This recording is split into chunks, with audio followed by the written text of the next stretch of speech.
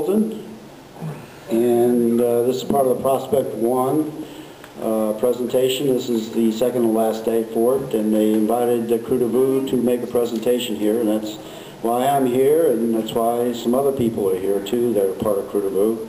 And if you don't know who we are, ask the person next to you, because I can't really explain it. However, this will be somewhat like a history tour about where we started and how we started and how we progressed through the years to become who and what we are today. So all I can say, in the beginning, there was the Clones. The Krewe of Clones was a artistic group at the Contemporary Arts Center that started I guess, art parade back in 79. Anyway, the better person to talk about the Krewe of Clones, which is the predecessor for the Krewe du Vieux, would be Don Marshall, who was in charge of the CAC at the time, and has done a lot of things around the town, who contributed to the art and culture of New Orleans, including the emergence of the Krewe du Vieux as the only parade that marches in the French Quarter. So, Don, if you can come up here and say a few words about how this all happened, because I don't know. Danny, where do we come from? Don't blame me. I now find myself being an elder. No, it was pretty interesting because the Krewe du Vieux really came out of Krewe of Clones. I mean, so many of the organizations that are still alive today were part of Krewe of Clones. And that must have been, I guess, back in the beginning of the 80s. What we really wanted to do at the Contemporary Arts Center was to do a Mardi Gras event. And Denise Vallon, who was a performance artist back in the late 70s, kind of pulled it together. And I had wanted to really see something evolve as far as a parade. So wrote a grant to the state of Louisiana and called it Sculpture in Motion. The idea that our floats are basically beautiful sculptural pieces. We were funded, and that was sort of the first parade where we toasted at the Hummingbird Grill, which no longer unfortunately exists. And the Krewe of Clones grew and grew. It was phenomenal.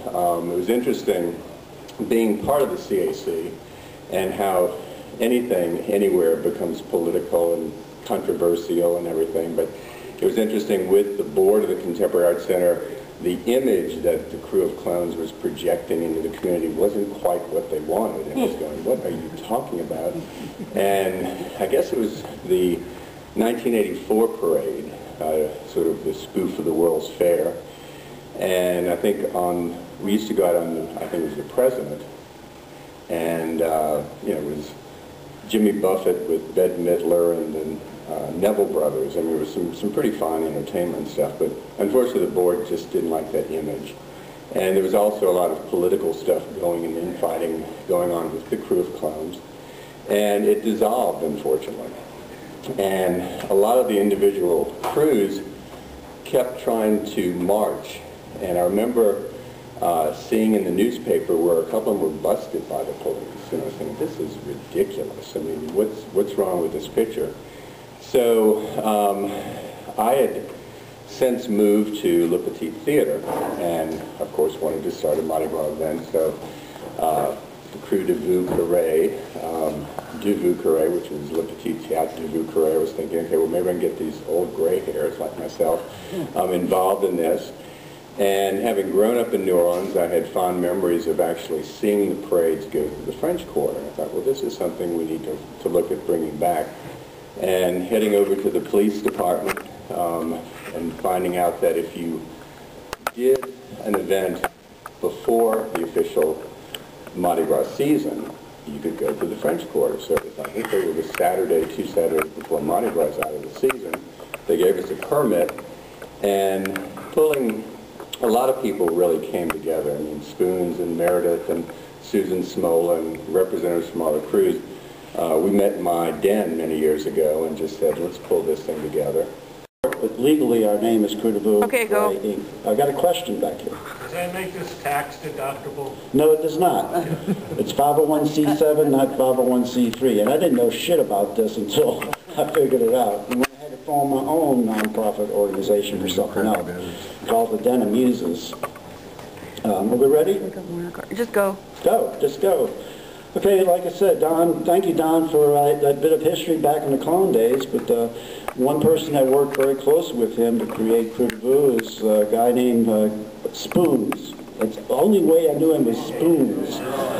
His real name is Craig Johnson, but I'd like to invite him up here and talk a little about those first 2 years that he was captain with Krewe du Vieux. So that was those days, work day, a while back. I thank you for coming here, Spoons. Well, I'm not going to say a whole lot, but I guess they say that success has 1,000 parents and failure is an orphan. But Krewe du Vieux definitely has 1,000 parents, and just a few of them are out here today. And really, it's a group effort by hundreds of people. And you really, if any of you have a chance, you should go by the Ray's shed, which is about 10 blocks from here. Which you'll see some of the floats being built. They're in progress right now, and it's just a wonderful sight to see all those people working on the floats in preparation for our parade. And that's all I'm going to say. I'm planning on rolling in a couple of weeks. Take care. All right.